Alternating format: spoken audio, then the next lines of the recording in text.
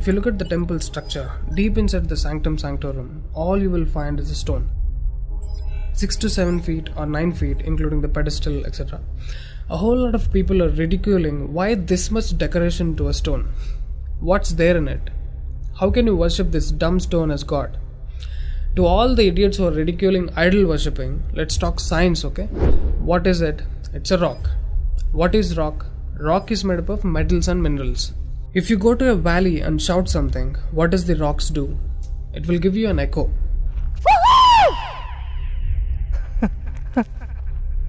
It's an open place. The sound travels, hits the rock and throws it back. This phenomena is called echo and it's scientifically proven, everybody knows it. Depending on how loud you send the sound waves, accordingly rocks will throw back an echo. Every rock, that's why you will hear 2-3 sounds at different intervals. Visually you cannot see what's happening, but you can hear it. This is in open space. Imagine if you're doing it in a closed place. What would be the amount of echo? Obviously much more than the open space. Let's get inside the temple.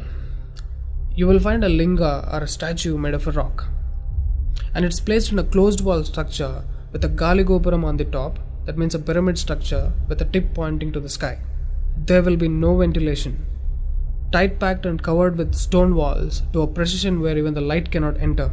Now, people send some sounds to the rock. Not just today, it's been practiced since thousands of years.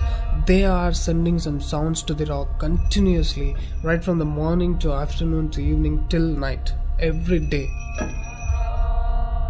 We all know that sound has a form. To all the lower IQ people, I'm going to show you a few experiments where particles form different patterns and forms due to various types of sounds.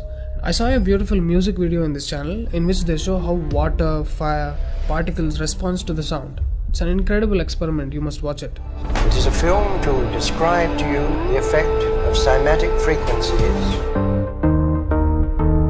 Now, 72% of your body is water, 12% is earth, 6% is air, 4% is fire, and the remaining is space. Don't you think this sound has an impact on your system? Look at how drastically the water is responding to the sound. Similarly, fire. In fact, everything in the cosmos responds to the sounds.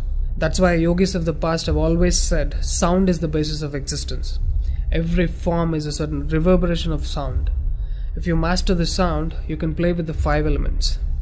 That's how the sages of the past used to walk on water, disappear into the air, walk through the walls, etc.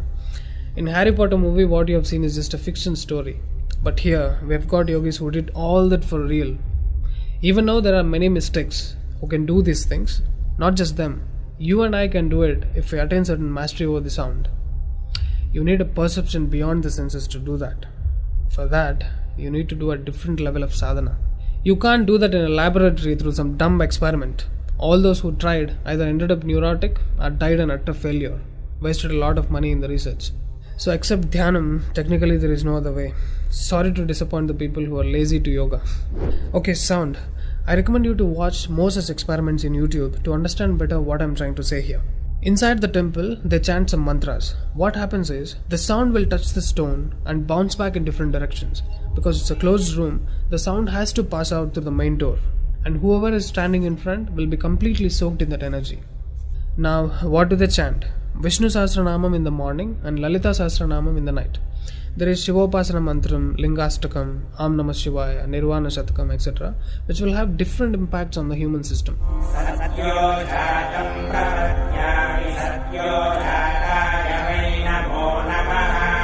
I really wanted to check what impact these sounds have on the human system. So I went to a neurosurgeon to really experiment and document the impact of these sounds on the human brain, the human system. I took my friend Rahul for the EEG test. It's called electroencephalography, where you can see the brain activity, the activity of the nervous system of a person on a computer. We played Lalita Sahasranamam to him.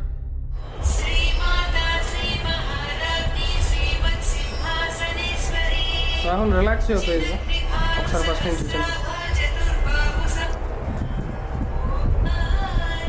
Right.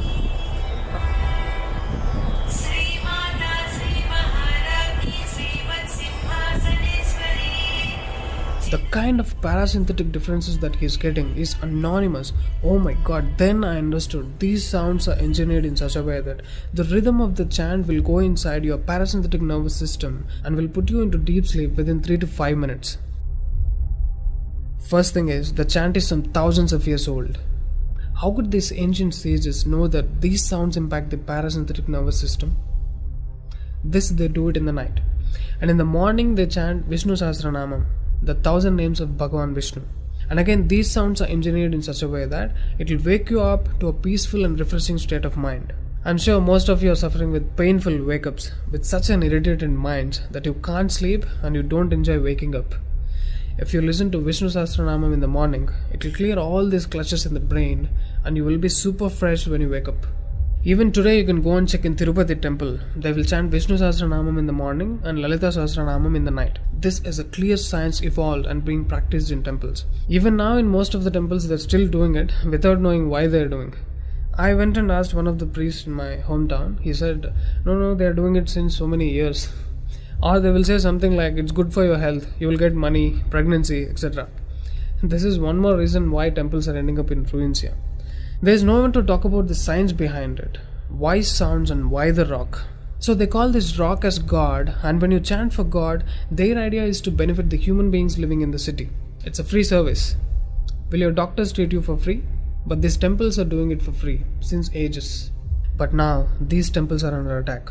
It's time to free them from government's control. Temples' properties are being looted. They think too much of gold is available there. You know what? The temple design is such, there will be a Dvajastambam, which is made of some metal, usually gold or copper. Brass is a good conductor of sound, gold is an excellent conductor of electricity, and it has higher receptivity of the energy. To all the idiots who are worried about so much gold being used in the temple construction, just smack them with this video. This is a clear science and most sophisticated engineering that even the modern science has no clue of. There is much more to the design of the temple. The design is such, the energy waves reverberated by the gopuram will pass straight and touch the antenna kind of arrangement here and stored in the energy format. People are supposed to touch it, a lot of people touch their heads without knowing why they are doing it. And then you are supposed to walk into the space which is filled with this energy transmitted by the rock inside. Doesn't matter whether you are a Muslim, Hindu or a Christian, you can't escape the energy. You will be basked in the glory of that energy. You can actively feel the difference after you pass through